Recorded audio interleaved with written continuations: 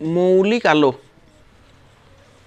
মৌলিক বর্ণ বা মৌলিক আলো, আর এটার অপর নাম হচ্ছে একবর্ণী আলো। কি নাম? একবর্ণী আলো। মৌলিক সংখ্যাকে ভাঙা যায় কি? মৌলিক সংখ্যাকে ভাঙা যায় না। তাহলে এমন বর্ণ যে বর্ণটাকে ভাঙা যায় না, একটা মাত্র বর্ণ দ্বারা গঠিত এক বর্ণী আলো। নামটা দেখ, এক বর্ণী আলো মানে একটা বর্ণ দ্বারা গঠিত। আর যদি একটা বর্ণ দ্বারা গঠিত হয় তাকে কি করে ভাঙবো? একটাতে ভাঙলেও তো সেই একটা বর্ণই পাবো।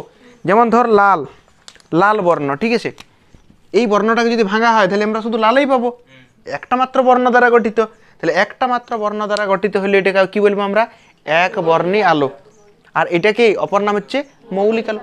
মৌলিক আলো কেন বলছি? কেন না ভাঙা যায় না। যেমন মৌলিক সংখ্যাকে ভাঙা যায় না, ঠিক আছে, সেরকম এই আলোটাকেও ভাঙা যায় না। সেখানে দেখবি লেখা আছে যে আলোকে বিশ্লিষ্ট করা যায় না বা যে আলোকে ভাঙা যায় না, অথবা যে আলোটা একটি মাত্র বর্ণ দ্বারা গঠিত হয় তাকে কি বলা হয়? একবর্ণী আলো। যেমন লাল, সবুজ, আকাশী, এগুলো সব একটা একটা করে বর্ণ। এই বর্ণগুলোকে বলবো আমরা একবর্ণী আলো। ক্লিয়ার হয়েছে? পরেরটা শুন, যৌগিক আলো। মৌলিকের জায়গায় কি হবে? যৌগিক আলো বা যৌগিক বর্ণ। আর এটি কি হবে? একবর্ণী জায়গায় বহুবর্ণী, বহু বর্ণী। এ শুন রে, বহু বর্ণী আলো কাকে বলে? মানে অনেকগুলো বর্ণের সমষ্টি। বহু বর্ণী মানে অনেকগুলো বর্ণের সমষ্টি। এই সাদা রঙের মধ্যে, ভালো করে শুন রে, সাদা রঙের মধ্যে কটা রং আছে? 7টা রং মিশে আছে। জানিস কি নাম? 7টা রং থাকে। কি নাম? বে, নি, আ, স, হ, ক, লা। 7টা রং মিশে আছে। এই 7টা রং মিশে হয় কি রং? সাদা রং। তাহলে সাদাটা কোন বর্ণের উদাহরণ? বহুবর্ণী। 7টা রং, বেনিয়া সহ কলা, এই 7টা রং মিলে হয় সাদা রং। তাহলে অনেকগুলা বর্ণের সমষ্টি নয় কি? অনেকগুলা বর্ণের সমষ্টি, সেই জন্য বলছে বহুবর্ণী। অনেকগুলো বর্ণ মিলিয়ে পরে হচ্ছে একটা বর্ণ। অনেকগুলো বেগুনি, নীল, আকাশী, সবুজ, হলুদ, কমলা, লাল, এই 7টা রং মিশি পরে সাদা রং হবে। তাহলে অনেকগুলো বর্ণ মিশি হচ্ছে, সেই জন্য এইটা কি বলবো আমরা? বহুবর্ণী। বুঝতে পারছিস? অনেকগুলো বর্ণ মিশে হচ্ছে বলে। আর যৌগিক বর্ণ কেন বলছি দেখ, সাদা রঙকে যদি ভাঙি তাহলে কটা রং পাবো? তাহলে সাদা রঙটা তো ভাঙা যাচ্ছে, সেই সাদা রঙটা কি বলবো আমরা? যেমন যৌগিক সংখ্যাকে ভাঙা যায় সেরকম যৌগিক বর্ণকে ভাঙা যায়। ক্লিয়ার হয়েছে? তাহলে যে আলোটা অনেকগুলা আলোর সমষ্টি, অনেকগুলো আলোর সমষ্টি, অথবা যে আলোকে বিশ্লিষ্ট করা যায়, যে আলোকে ভাঙা যায় বা বিশ্লিষ্ট করা যায়, সেটাকে আমরা কি বলবো? যৌগিক আলো বা বহুবর্ণী আলো। পড়ে পরে দেখ একবার এটা কি। তো আপাতত এরকমই মনে রাখ যে প্রিজমটা এরকম একটা প্রধান ছেদ বললে একটা ত্রিভুজের মতো অংশ। প্রিজম আমরা পড়াবো তখন ডিটেলস বলবো। এরকম একটা অংশ, এবার এটা 3D-তে দেখানো সম্ভব নয়, তাহলে আমরা এই ত্রিভুজের মতো অংশটাই দেখতে পাবো। ঠিক আছে, দেখ, যদি আমরা আলো এই দিক থেকে ফেলি তাহলে আলো এই দিক থেকে বেরোবে, যদি এই দিক থেকে আলো ফেলি তাহলে এইদিকে আলোটা বেরোবে। তো এই ক্ষেত্রে আলোর প্রতিসরণ হচ্ছে না প্রতিফলন হচ্ছে? প্রতিসরণ হচ্ছে। দুটো তলে প্রতিসরণ হচ্ছে, এই একটা তলে প্রতিসরণ হয় আর এই তলটাতেও প্রতিসরণ হয়। সেই জন্য এই দুটো তলকে বলা হয় প্রতিসারক তল। কি বলা হয় এই দুটো তলকে? কেননা যে তলে প্রতিসারক হয়, প্রতিসরণ হয়, সেটাকে প্রতিসারক তল বলবো, এটা তো আমরা পড়েছি। তাহলে আলো এইদিকে ফেলছি তাহলে প্রতিসরণ হবে কি না? প্রতিসরণ হবে, আর এখানে ঢুকবে আর এইখান থেকে বেরোবে, তাহলে প্রতিসরণ হবে। সেই জন্য এই দুটো তলকে আমরা কি বলবো? প্রতিসারক। প্রতিসারক তল। ঠিক আছে, তাহলে এই প্রিজমটাকে পুরোটা কি বলবো? প্রতিসারক মাধ্যম। কি বলবো? এই এই দুটো তলকে বলছি প্রতিসারক তল, এই তলটাকে আর এই তলটাকে কি বলছি? প্রতিসারক তল। আর এই পুরো প্রিজমটাকে কি বলবো আমরা? প্রতিসারক মাধ্যম। প্রতিসারক, এটাকে বলছি প্রতিসারক মাধ্যম। প্রতিসারক মাধ্যম। ক্লিয়ার হয়েছে কি? প্রতিসারক মাধ্যম। এবারে শুনবি মন দি, আমি ধরে নিলাম এটা হচ্ছে সাদা রং, ঠিক আছে, এই কালোটা সাদা রং ধরে নিচ্ছি, ঠিক আছে। আমি ধরলাম সাদা রং আমরা এরকমভাবে ফেললাম, এটা কি রং? সাদা রং। সাদা কি আলোর উদাহরণ? মৌলিক না যৌগিক? যৌগিক। তাহলে এখানে লিখে দিচ্ছি আমরা যৌগিক বর্ণ। কি বর্ণ? যৌগিক বর্ণ। সাদাটা তো যৌগিক বর্ণের উদাহরণ। ধর সাদা আলো, সাদা আলো প্রিজমে পড়লে, প্রিজমটা কি বলা হয়? প্রতিসারক মাধ্যম। তাহলে আলোটা এই পথে চলে যাওয়ার কথা ছিল, সোজা চলে যাওয়ার কথা ছিল, সোজা হয়েছে তো? এটা মনে একটু বেঁকে গেছে নাকি? ঠিক আছে, দেখ সাদা আলো এরকম ভাবে পড়লো, এই পথে সোজা চলে যাওয়ার কথা ছিল, কিন্তু এখানে তো প্রতিসরণ হবে। নিয়ে পরে কি হবে? 7টা রঙে ভাঙি যাবে। ভালো করে মন দিয়ে শুনবি। এখানে কি হবে? 7টা রঙে ভাঙি যাবে। এটা মুছে দিচ্ছি প্রতিসারক মাধ্যমটা। 7টা বর্ণে ভাঙবে। 1টা, 2টো, 3টে, 4, 5, 6, 7। ঠিক আছে, ভালো করে শুনবি। বেনিয়া সহকলা তো এবারে সবাই ভাবে কি জানিস? উপর থেকে বেনিয়া সহকলা, উপর থেকে লয়, কোনখান থেকে লিখতে হয়? নিচ থেকে। এইখান থেকে বেনিয়া সহকলাটা লিখতে হয়। এইখান থেকে কমসে কম 10টা শর্ট করা যাবে মিনিমাম। যদি মুখস্থ করিস উদ্ধার করতে পারবি নি, শুধু মুখস্থ করে কনফিউজ হবি। কি করবি দেখ, এরকম পিজমের ছবিটা আঁকার পর এই দেখি কি লিখব? বে নি আ স হ ক লা। বেদি কি বটে? বেগুনি। দন্তন্য দীর্ঘি নীল।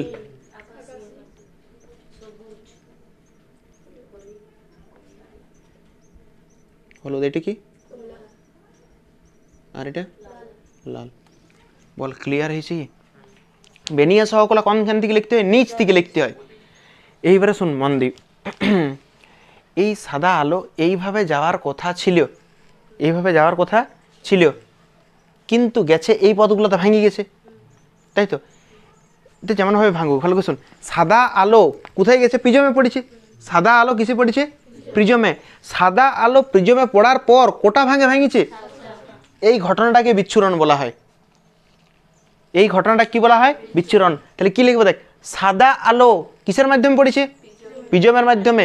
পড়ার পর কোটা রঙে ভেঙেছে? 7টা রঙে ভেঙেছে। এই প্রতিসারক মাধ্যম মানে প্রিজমের মাধ্যমেই তো। সাদা আলো প্রিজমের মধ্য দিয়ে যাওয়ার সময় 7টা বর্ণে ভেঙে যায়, এই ঘটনাটাকে কি বলা হয়? আলোর বিচ্ছুরণ। বিচ্ছুরণ মানে ভাঙি যাওয়া। বিচ্ছুরণ মানে কি? ভাঙি যাওয়া। সাদা আলো দেখ, সাদা আলো ভাঙবে কিনা? সাদা আলো ভাঙি যাবে। ক্লিয়ার হয়েছে কি? সাদা আলো, সাদা আলো দেখতে পাচ্ছিস তো? সাদা আলো বা যৌগিক আলো, যৌগিক আলো প্রিজমে পড়ার পর মানে প্রিজমে প্রতিসরক হবে, প্রতিসরণ হবে। প্রতিসরণ হওয়ার পর 7টা রঙে ভাঙি গেছে। এই 7টা রঙে ভাঙি গেছে, এই ঘটনাটা কি বলা হয়? বলতে পারি যৌগিক বর্ণ ভাঙি যাওয়ার ঘটনাটাকে বিচ্ছুরণ বলে। আমরা এটা সাদা আলো দিয়ে বুঝলাম, কিন্তু আমরা এখানে কি লিখব? যৌগিক আলো দিই। এটা কি বলে? যৌগিক আলো। যৌগিক আলো প্রিজমের মধ্যে দিয়ে গেলে 7টা বর্ণে ভাঙি যায়, এই ঘটনাটা কি বলা হয়? বিচ্ছুরণ। মনে রাখবে, প্রিজম বাদ দিয়ে আমরা লিখব প্রতিসারক মাধ্যম লিখতে পারি।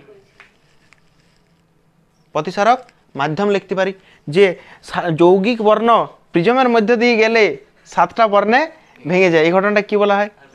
বিচ্ছুরণ। আরো করেছি। তাহলে যৌগিক আলো প্রিজমের মধ্যে দিয়ে গেলে 7টা বর্ণে ভেঙে যায়। ঠিক আছে, 7টা বর্ণে নাও ভাঙতে পারে। সাদা আলো বলে 7টা আলোতে ভাঙছে। যদি সাদা আলো বাদ দিয়ে অন্য আলো ফেলি তাহলে 7টা বর্ণে নাও ভাঙতে পারে, বটে কি না? এখন আমরা সাদা আলো ফেলছি বলে 7টা ভাঙছে, আমি অন্য যৌগিক আলো ফেললাম, 7টা তো নাও ভাঙতে পারে। কি লিখবো শুন, যৌগিক বর্ণ প্রিজম লিখব না, কি লিখব? প্রতিসারক মাধ্যম। যৌগিক বর্ণ প্রতিসারক মাধ্যমে প্রতিসরণের পর বিভিন্ন বর্ণে ভেঙে যায়। 5টা 7টা এরকম ভাবে লিখবো না, কি লিখবো? বিভিন্ন বর্ণে ভেঙে যায়, বিভিন্ন বর্ণে ভেঙে যায়। এই ঘটনাটাকে আলোর বিচ্ছুরণ বলে। এই ঘটনাটা কি বলা হয়? আলোর বিচ্ছুরণ। লেখা আছে, পড়ে দেখ।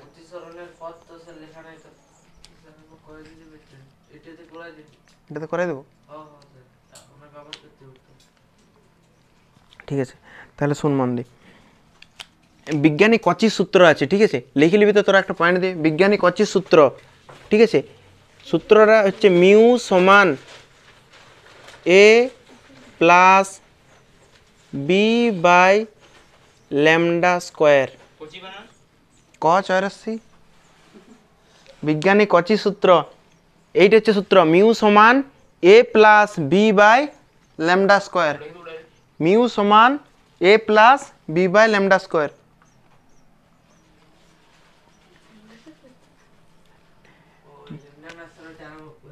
এই এরকম এরকম করলি নিয়ে এরকম উল্টা দিকে ওয়াই হয়েছে। শুন বলে দিচ্ছি মিউটা কি, মিউটা কি বটে? প্রতিসরাঙ্ক। কি বটে? প্রতিসরাঙ্ক। কি বটে মিউটা? কি বটে? প্রতিসরাঙ্ক। এ আর বি বটে ধ্রুবক, ঠিক আছে। আর ল্যামডা কি বটে? তরঙ্গ দৈর্ঘ্য। কি বটে? তরঙ্গ দৈর্ঘ্য। ল্যামডা, হ্যাঁ হ্যাঁ হ্যাঁ, এ আর বি হচ্ছে ধ্রুবক। হচ্ছে মিউ সমান A plus B by lambda square. A আর বি কি বটে? ধ্রুবক। মিউটা কি? প্রতিসরাঙ্ক, এটা তো জানি মিউটা প্রতিসরাঙ্ক, এ বি ধ্রুবক। আর ল্যামডাটা কি বটে? তরঙ্গ দৈর্ঘ্য। তাহলে যদি আমার প্রশ্ন আসে, ভালো করে শুনবি, মিউ সমান A plus B by lambda square. যদি প্রশ্ন আসে যে প্রতিসরাঙ্কের সাথে তরঙ্গ দৈর্ঘ্যের সম্পর্ক কি, সমানুপাতি না ব্যস্তানুপাতি? ব্যস্তানুপাতি। কেন এটা নিচে আছে, এটা উপরে, ব্যস্ত সম্পর্ক। তার মানে যদি তরঙ্গ দৈর্ঘ্য বাড়ে তাহলে প্রতিসরাঙ্ক কি হবে? কমবে। আর এটা কমলে এটা ব্যস্তানুপাতিক, তাই তো?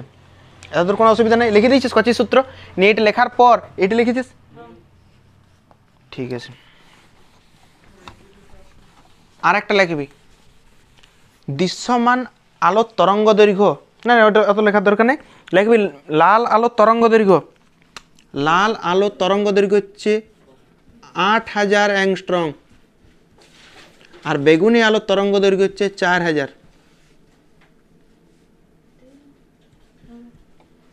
4000 অ্যাংস্ট্রং। লাল আলোর তরঙ্গ দৈর্ঘ্য হচ্ছে 8000 অ্যাংস্ট্রম, আর বেগুনি আলোর তরঙ্গ দৈর্ঘ্য হচ্ছে 4000 অ্যাংস্ট্রম। অ্যাংস্ট্রম তো জানিস তরঙ্গ দৈর্ঘ্য মাপা হয়, 9-এ পড়ে থাকলে জানবি, আর না জানলেও মনে রাখবি। এ নিপুর উপর এরকম এ লিখবো, নিয়ে এরকম, হ্যাঁ ডিগ্রি, এটা হচ্ছে অ্যাংস্ট্রম।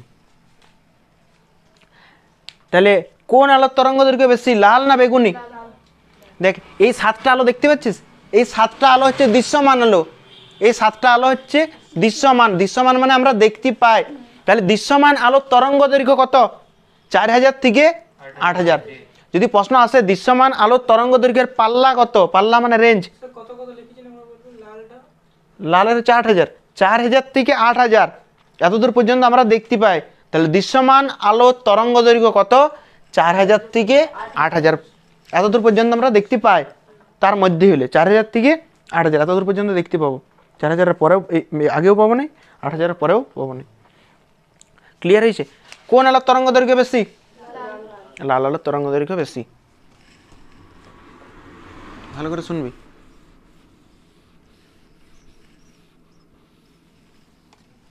কোনটার বাধা বেশি হবে? কি করে বেশি ইয়াতে যাচ্ছে মানে? দেখ ঠিক আছে, এগুলো এই সম্পর্ক ধর আমরা জানিনি। ভালো করে শোন, এটা হলি নিয়ে উদাহরণ দিই। হলি এসছে তো, ধর প্রণব হাঁটি যাচ্ছে, যদি তো তুই কি উড়ি যাবি নাকি? ডানা বেরোবে তোর?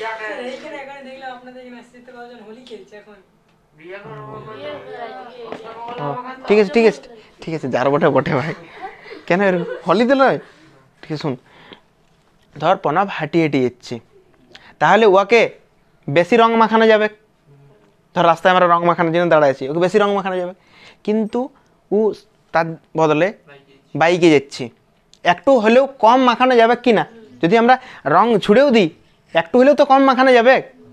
বাইকের বদলে ট্রেনে যাচ্ছি, আরও কম মাখানো যাবে, বটে কি না? আরও কম মাখানো যাবে। কিন্তু তার বদলে যদি প্লেনে যায় মাখানো যাবে না। তার মানে ও যদি স্পিড বাড়ে, ভালো করে শুন, ও যদি স্পিড বাড়ে তাহলে আমরা ওকে মাখাতে বেশি পারব না। এইটা দেখি কার মনে হচ্ছে যে বেশি বেগ, লালের না বেগুনের? লালের বেগ বেশি। ভালো করে শুন, কী করে বুঝলাম? এই পথে যাওয়ার কত কথা ছিল, লাল বিশাল স্পিডে যাচ্ছে, সেই জন্য ওকে বেশি বেকাইতে পারে নাই, একটু বেকাইছে। দেখ এই পথটায় যাওয়ার কথা ছিল, কিন্তু কে কম বেগেছে? লাল। কে বেশি বেগেছে বল? বেগুনি। প্রশ্ন আসে কোন বর্ণের চ্যুতি বেশি? এই পথে যাওয়ার কথা ছিল, কিন্তু দেখ লাল বেঁকেছে এইখানে, কিন্তু বেগুনি বেঁকেছে কোথায়? এইখানে। কে বেশি বেঁকেছে?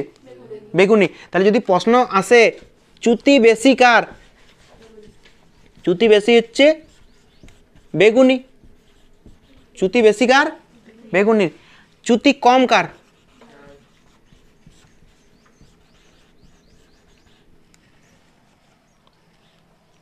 বল, ক্লিয়ার বুঝতে পারছিস কিনা? চ্যুতি বেশি কার? বেগুনির। চ্যুতি কম কার? লাল। ক্লিয়ার হচ্ছে কিনা দেখ।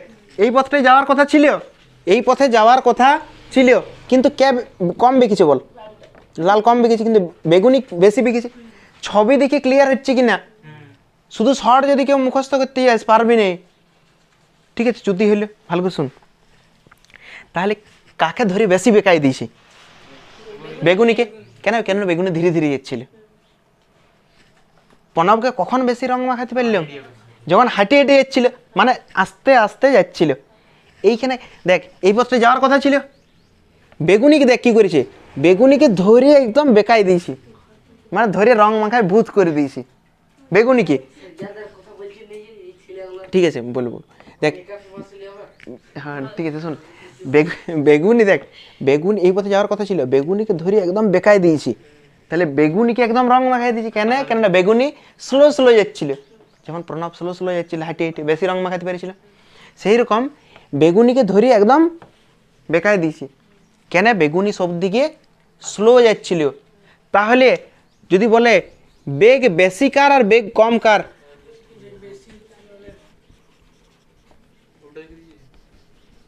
বেগ বেশি কার? লালের। কি করে বুঝলাম? বুঝতে পারছিস? আর বেগ কম কার? বেগুনি। লালের বেগ বেশি বলি তো লালকে বেকাতে পারে নাই। লাল স্পিডে যাচ্ছিল, প্রচুর স্পিডে যাচ্ছিল, সেই জন্য ওকে বেশি বেকাতে পারে না, একটু বেকাইছে একটু। কিন্তু বেগুনি একদম ধীরে ধীরে সেই অলস লোকের মতো যাচ্ছিল ধীরে ধীরে, ওকে একদম বেকাই দিয়েছি। বল ক্লিয়ার হয়েছে কিনা? হয়েছে। একটা শর্ট মুখস্থ করতে হবে নাই, আমি গ্যারেন্টি দিচ্ছি, একটাও শর্ট মুখস্থ করতে হবে না। বেগ বেশি বেগ কম হয়ে গেছে। এবার শুন, ইয়ার বেগ বেশি কেনে? এদিকে শুন রে, ইয়ার বেগ বেশি আর ইয়ার বেগ কম। ইয়ার বেগ কম কেন? শুন, ইয়ার বেগ কম এই জন্যেই কেননা ইয়াকে বাধা দিচ্ছে বেশি। ইয়ার বেগ কম কেনে? মানে ইয়াকে কেউ আটকাচ্ছে। বেগটা কম কেনে? কেননা ইয়াকে কেউ আটকাচ্ছে। তাহলে বেগুনির বাধা বেশি বলতে পারি, আর লালের বাধাটা কম। বাধাটাকে আমরা আলোতে কি বলি? প্রতিসরাঙ্ক। কি বলি? প্রতিসরাঙ্ক। কার বেশি? কার বেশি হবে? ইয়ার তো বাধাটা বেশি, বেগটা কম, স্পিডটা কম। স্পিড কম কেন? কেননা কেউ না কেউ একে আটকাচ্ছে, মানে ইয়ার বাধাটা বেশি। তাহলে বাধা বেশি কার? বেগুনি। তাহলে বেগুনির প্রতিসরাঙ্ক বেশি, আর প্রতিসরাঙ্ক কম কার হবে? লালের। কটা শর্ট হইল?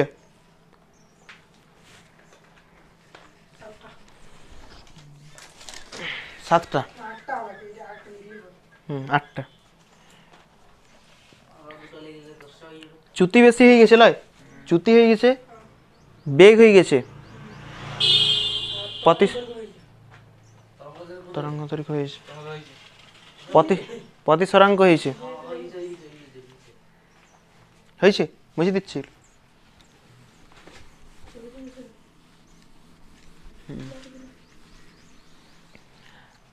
তাহলে এখান থেকে আমরা কি পেলাম বল? কোন বর্ণের চ্যুতি বেশি? চ্যুতি বেশি কার? বেগুনি। চ্যুতি কম কার? লাল। বেগ কার বেশি? আর বেগ কম? বেগুনির। তরঙ্গ দৈর্ঘ্য কার বেশি? তরঙ্গ দৈর্ঘ্য কার বেশি? লাল। কম কার? বেগুনের। প্রতিসরাঙ্ক কার বেশি? প্রতিসরাঙ্ক কম কার? লাল বেগুনি। লাল বেগুনি যারা শুধু মুখস্থ করিবে গুলাবে কি নাই? প্রান্তিক বর্ণ কোন দুটি? বেগুনি আর লাল। এটা লেখাতে হবে। প্রান্তে কে আছে? এই প্রান্তে কে আছে আর ওই প্রান্তে? তাহলে লাল আর বেগুনি। প্রান্তিক বর্ণ কোটা? দুটোয়া, একটা হচ্ছে লাল আর একটা বেগুনি। মধ্যবর্ণ কোনটা?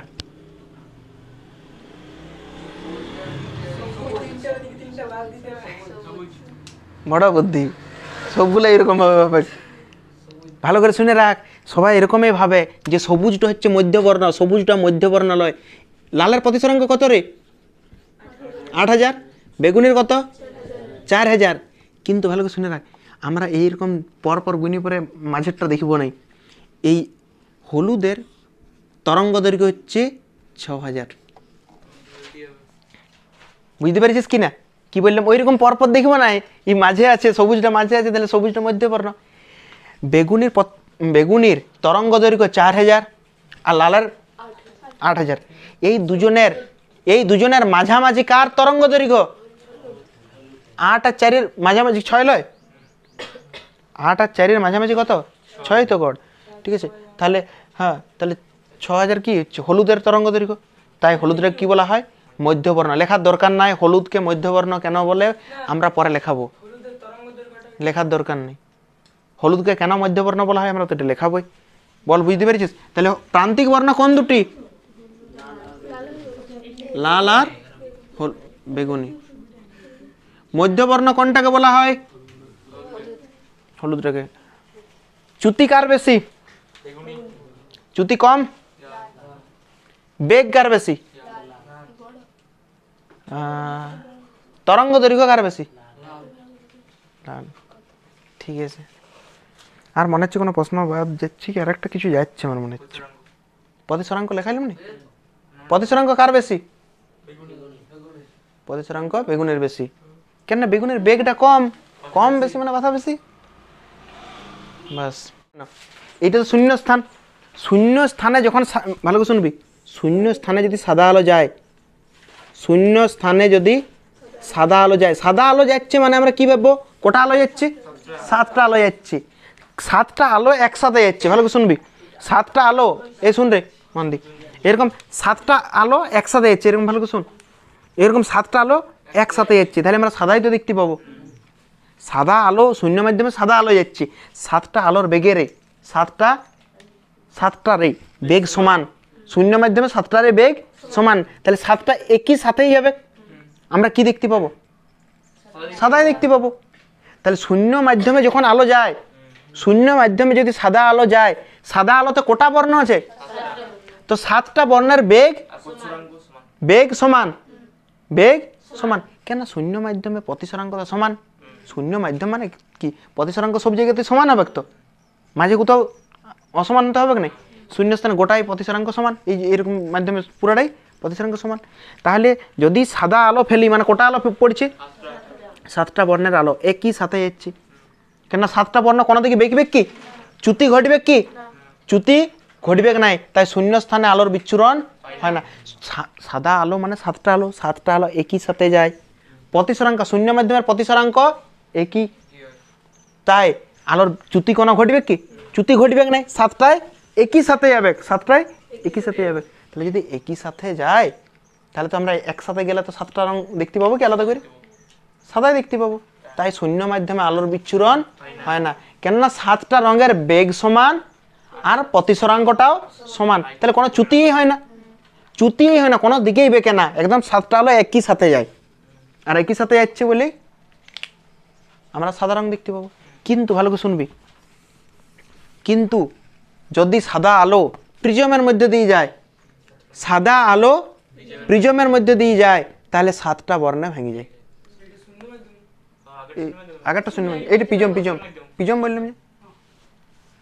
সাদা আলো যদি প্রিজমের মধ্যে দিয়ে যায়, তাহলে 7টা বর্ণে ভেঙে যায়। কারণ কি? প্রশ্ন আসে। শূন্যস্থানে আলোর বিচ্ছুরণ, তো শূন্যস্থানে আলোর বিচ্ছুরণ হয় কি? শূন্যস্থানে আলোর বিচ্ছুরণ হয় না। কেননা সাদা আলোর মধ্যে 7টা বর্ণ আছে, 7টা বর্ণের প্রতিসরাঙ্ক একই, তাহলে চ্যুতি ঘটে না। চ্যুতি যেহেতু ঘটে না তাহলে একই সাথে যায়, সাদা দেখতে পায়। কিন্তু ভালো করে শুনবি, সাদা আলো যখনই যায়, সাদা আলো প্রিজমের মধ্যে দিয়ে যায়, সবার প্রতিসরাঙ্ক কি সমান? দেখবি লেখাইছি বেগুনি বর্ণের প্রতিসরাঙ্ক বেশি, দেখ লেখানো আছে শর্টে, বেগুনির প্রতিসরাঙ্ক আর লালের প্রতিসরাঙ্ক।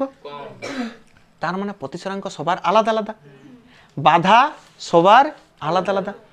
বাধা যদি বেশি হয় সে বেশি কোণে বেঁকিবে, যার বাধা যত বেশি, যার বাধা যত বেশি সে তত বেশি কোণে বেঁকিবে। তাহলে সর 7টা আলো যাচ্ছে, 7টা আলো যাচ্ছে, 7টা রং যাচ্ছে, 7টা রং যদি একসাথে যায় তাহলে কি দেখতে পাবো?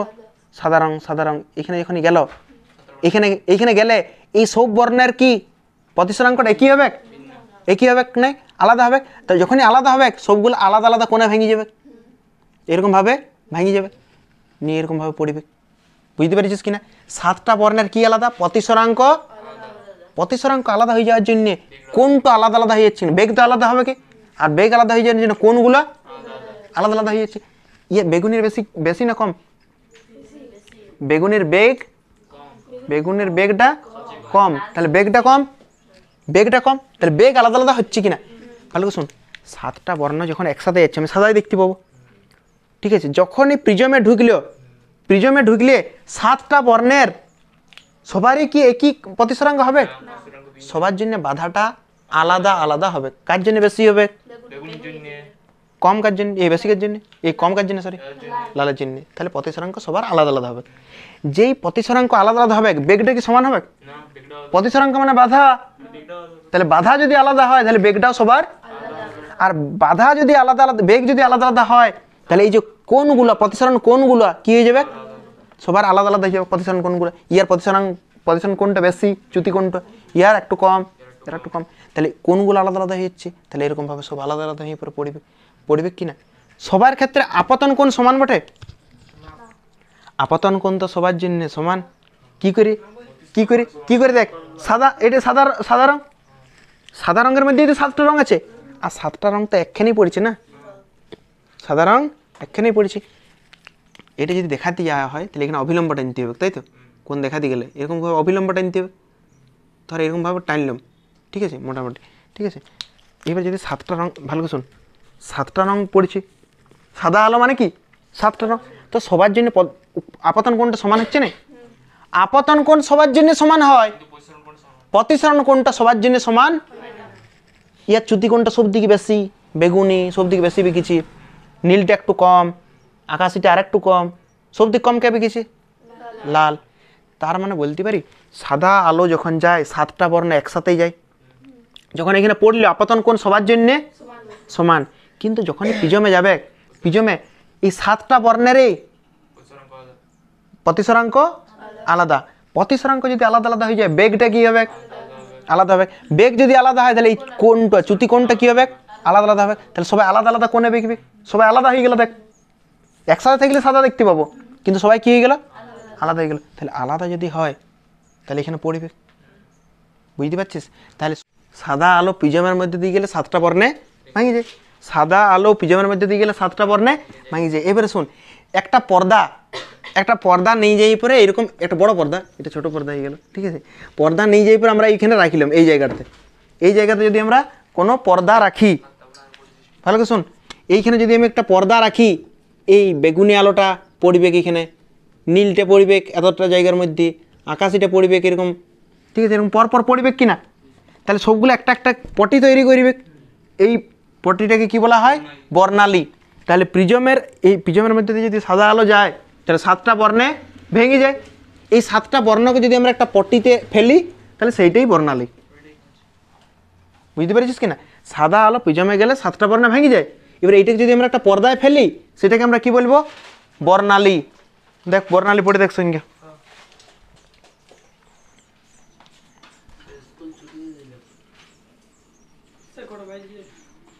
একটু ওয়েট কর। হ্যাঁ, এটা শুন মান দি, এই যে বেগুনি জায়গাটা দেখতে পাচ্ছিস, এদিকে শুন রে, এই বেগুনি জায়গাটায় ধর এইখান থেকে এতটা জায়গার মধ্যে বেগুনি আছে, এ শুন মন দিয়ে শুন, এটা বেগুনি ধরে নিলাম, ঠিক আছে?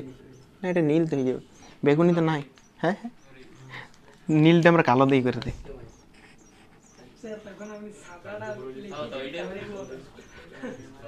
হ্যাঁ ট্রেমাটা ধরলি, এটা বেগুনি, এটা নীল, ঠিক আছে? আকাশি তো নাই, ঠিক আছে? আকাশে নাই তো কী হয়েছে, আমরা গ্যাপ দিই পরে, এটা সবুজ, সবুজ লিখে দিচ্ছি, ঠিক আছে? আকাশে নাই, গায়েব। দুটো রঙে মিশাল করলে হবে? হবে না রে? হ্যাঁ ঠিক আছে। এটা এটা আকাশি বটে, এইটা আকাশি, এটা কি বটে? নীল। এটা কি? বেগুনি। সাউন্ড কম রে। এটা কি বটে?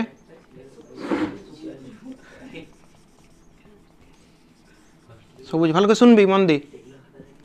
দেখ প্রত্যেকটা বর্ণকে স্পষ্ট যদি বোঝা যায়, যেমন এইটা সবুজ ধর, ঠিক আছে? এটা সবুজ, পুরো স্পষ্ট বোঝা যাচ্ছে যে এইখান থেকে শুরু হয়েছে এইখানে শেষ হয়েছে, এটা পুরাটা কি বটে? সবুজ, ঠিক আছে? আকাশিটা যদিও বোঝা যাচ্ছে না, কিন্তু আমরা ধরে নিচ্ছি যে এই জায়গাটা কি বটে? আকাশি, ঠিক আছে? আর এটি কি বটে? নীল। এটি কি বটে? নীল। আর এটি কি বটে? বেগুনি। ধরে নিচ্ছি এটা কালো রঙেই বটে, কিন্তু আমরা হ্যাঁ হ্যাঁ বেগুনটা পচে গেছে, কালো রঙ হয়ে গেছে। শোন, যদি প্রত্যেকটা বর্ণকে স্পষ্ট বোঝা যায়, প্রত্যেকটা বর্ণকে যদি স্পষ্টভাবে বোঝা যায়, আর ভালো করে শুনবি মন দি, একটা রং, ভালো করে শুন, একটা রং নিজের নিজের জায়গা দখল করে থাকে, একটা আরেকটার উপরে পড়ে যায় না। কি বললাম? একটা রং আরেকটা রঙের উপরে পড়ে যায় না, একটা রং আরেকটা রঙের উপরে পড়ে না, নিজের নিজের জায়গা দখল করে থাকে, নিজের নিজের ইয়ার জায়গায়, ইয়ার জায়গায়, ইয়ার জায়গায়। যদি নিজের নিজের জায়গায় দখল করে থাকে, তাহলে প্রত্যেকটা বর্ণকে স্পষ্ট বোঝা যাবে, প্রত্যেকটা বর্ণকে কী হবে? স্পষ্টভাবে বোঝা যাবে। যদি প্রত্যেকটা বর্ণকে স্পষ্ট একদম ক্লিয়ার বোঝা যায়, আর একটা বর্ণ আরেকটার বর্ণের উপরে না পড়ে, তখন ওই বর্ণালীটাকে বলবো শুদ্ধ বর্ণালী। শুদ্ধ মানে পরিষ্কার, যে বর্ণালীতে প্রত্যেকটা বর্ণকে কি দেখা যাবে? স্পষ্ট দেখা যাবে, একদম প্রত্যেকটা বর্ণকে স্পষ্টভাবে বোঝা যাবে। আর হ্যাঁ, আর একটা বর্ণ আরেকটা বর্ণের উপরে পড়বে নাই, একটা বর্ণ আরেকটা বর্ণের উপরে পড়বে নাই, নিজের নিজের জায়গায় থাকবে, নিজের নিজের জায়গায় থাকবে। এটাকে আমরা কি বলবো? শুদ্ধ বর্ণালী। বুঝতে পারছি শুদ্ধ বর্ণালী কি? এবার অশুদ্ধ বর্ণালী শুন, এইখানে যেমন ক্লিয়ার বোঝা যাচ্ছিল, ওখানে ক্লিয়ার বোঝা যাবে কি নাই? কেন বোঝা যায় না? ভালো করে শুনবি, কেন বোঝা যায় না?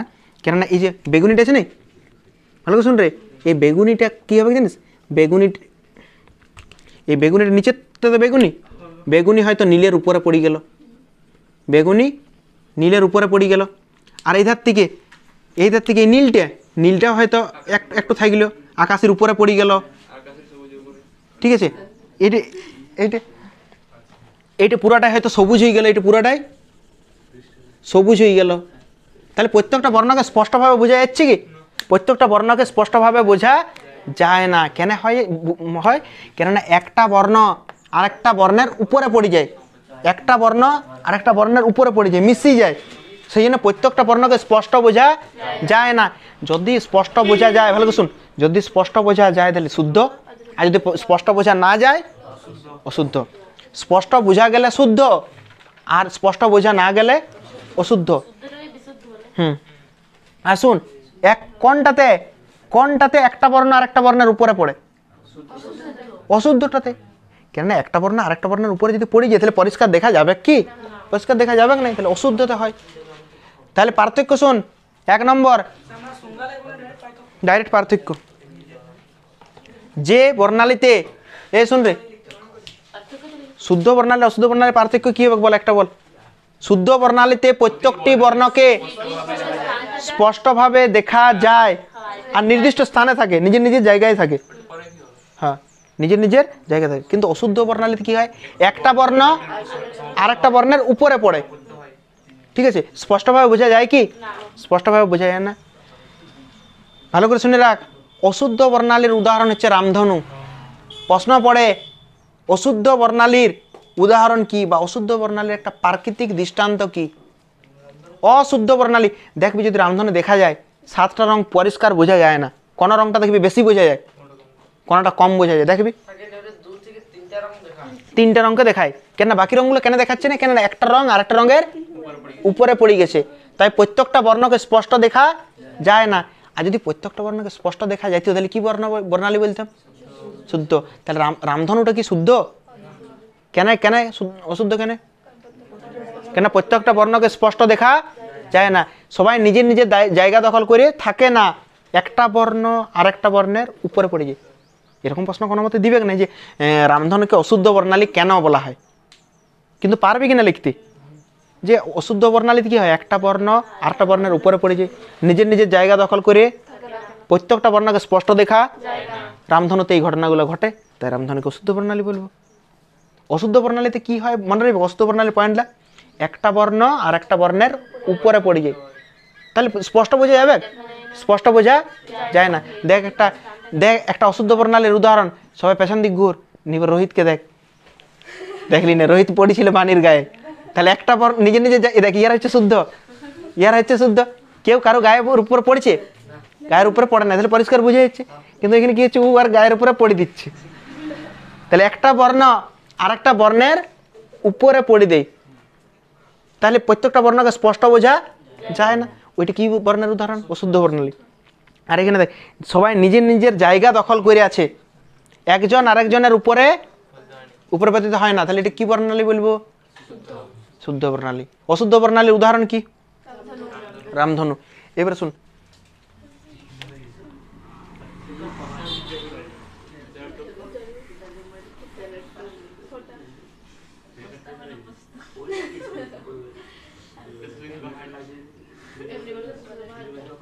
এ শুন রে, এই জলের ফোঁটা লাগছে তো, শুন জলের ফোঁটা, ঠিক আছে? ধর এবারে এখানে আছে সূর্য,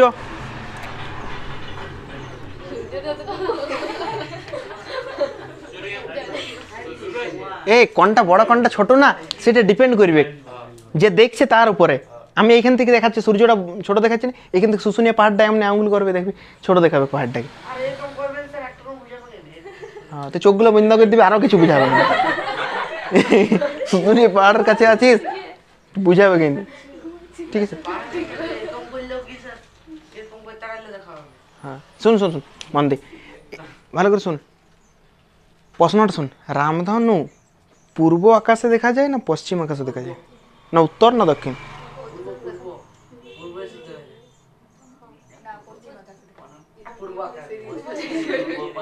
বল বল একটু। এইদিকে পরীক্ষায় পড়েছে, কোন দিকে দেখা যায়? ও লিখবে এইদিকে, এই দিকে দেখা যায়, ঠিক আছে?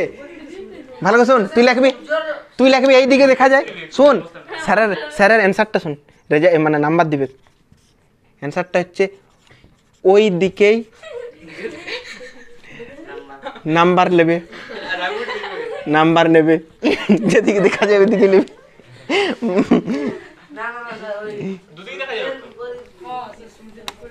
সূর্যের বিপরীত দিকে মানে এ শুন, তোমরা অনেক দিমাগ লাগাইছো, শোনো মন দিয়ে। যখন ভালো করে শুনবি, সূর্য যখন পশ্চিম আকাশে যায়, সূর্য যখন পশ্চিম আকাশে ডুবে, বিকাল বেলায় দেখবি দেখা যায়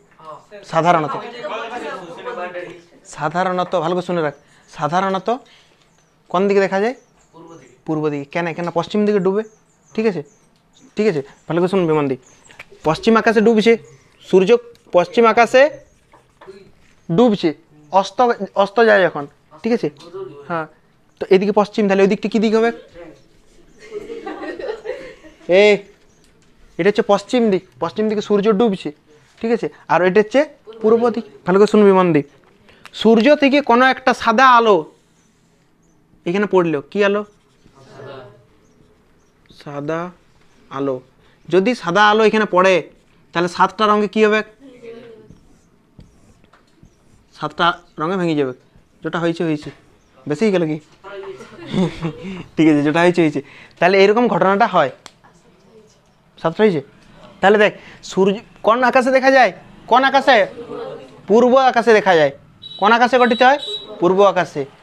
তাই তো সাধারণত, কেননা বিকাল ধারে হয়, কালবৈশাখী ঝড় আর সব বিকাল ধারেই হয়, ঠিক আছে? তখন কি হয়, সাদা আলো ওইদিকে ভাঙছে, সূর্য যেদিকে থাকবে তার বিপরীতে হবে, সূর্য যেদিকে থাকে তার বিপরীতে।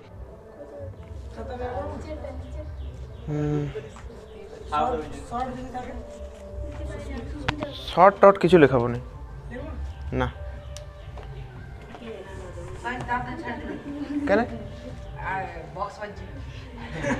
তো ওই আজ তাদের ছাড়ি দিবেন কেন? শনিবার হাফ ডে। হ্যাঁ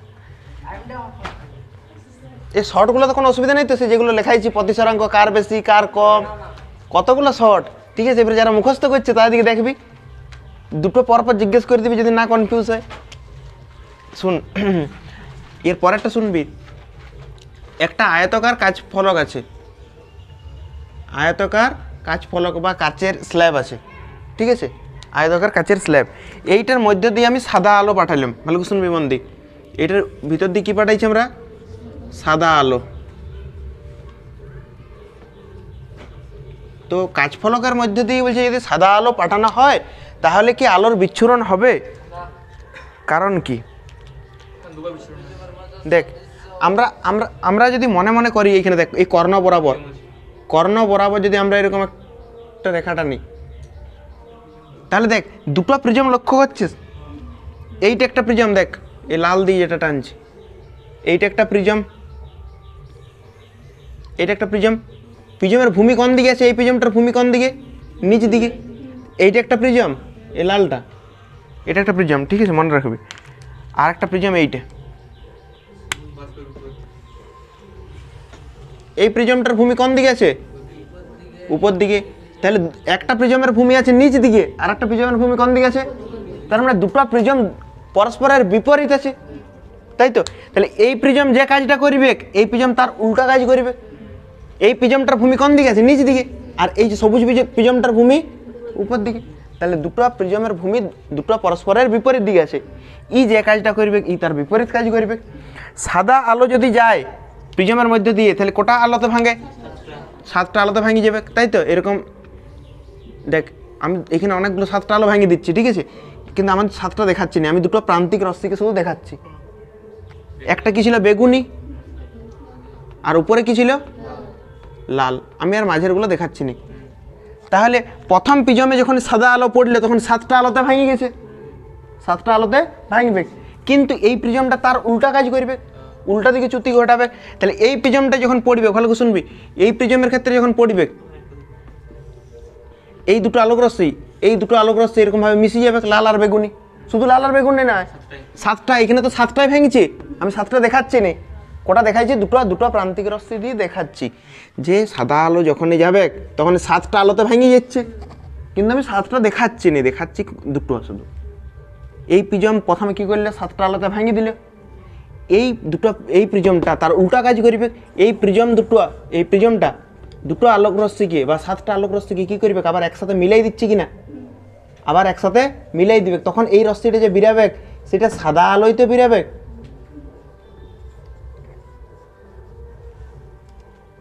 বুঝতে পারিস না পারিস না? দুটো প্রিজম আছে, কাচ ফলক মানে কোটা প্রিজম আছে? দুটো প্রিজম আছে।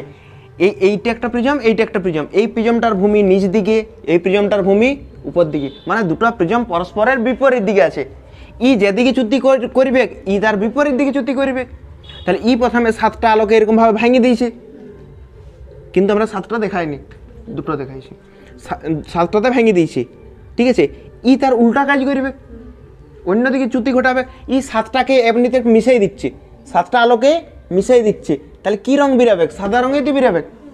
তাহলে কাচ ফলকের মধ্যে দিয়ে যদি সাদা আলো যায় তাহলে সাদা আলোর কি বিচ্ছুরণ হয়? সাদা আলোর বিচ্ছুরণ হয় না, কেননা দুটো প্রিজম থাকে, দুটো প্রিজম পরস্পরের কোন দিকে থাকে? বিপরীত দিকে থাকে। একটা প্রিজম 7টা আলোকে ভাঙে, সংযোজিত করে দেয়। ভাষাটা দেখবি লেখা আছে সংযোজিত করে দেয়, দেখ লেখানো আছে, পড়ে দেখ।